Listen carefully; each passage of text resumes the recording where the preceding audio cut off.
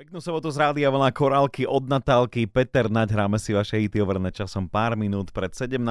Hydrogen Grand Prix, nadšenci zelenej energie sa opäť stretli na krásnom podujatí a zmerali si sily vo vytrvalostných pretekoch. Ide o preteky RC modelov aut v mierke 1:10 poháňané vodíkom, ktoré si sami dizajnujú a konštruujú študenti v rámci programu, vďaka ktorému získavajú znalosti o vede, technológii a samozrejme obnoviteľnej energii. Najúspešnejší tím slovenského kola postupuje do celosvetového kola, ktoré sa každoročne uskutočňuje v inej krajine sveta.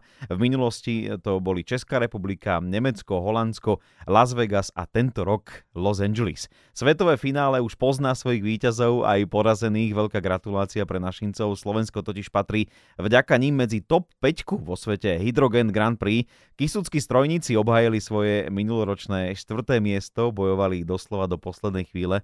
Podľa slov ich koordinátorky Eriky Cingel v kategórii hybrid zahviezdil aj ostrov tým Košice. Vďaka komplikáciám, ktoré môžu nastať pri takýchto zložitých technologických pretekoch, sa umiestnili na krásnom 12. mieste a Adler Motors tým z Bratislavy získali parádne 13. miesto z 27 zúčastnených. Tak veľká gratulácia ku krásnym umiestneniam aj od nás z Rádia Vlna. No nech vás hity overené časom poháňajú tým správnym smerom a šťastný návrat z Los Angeles domov.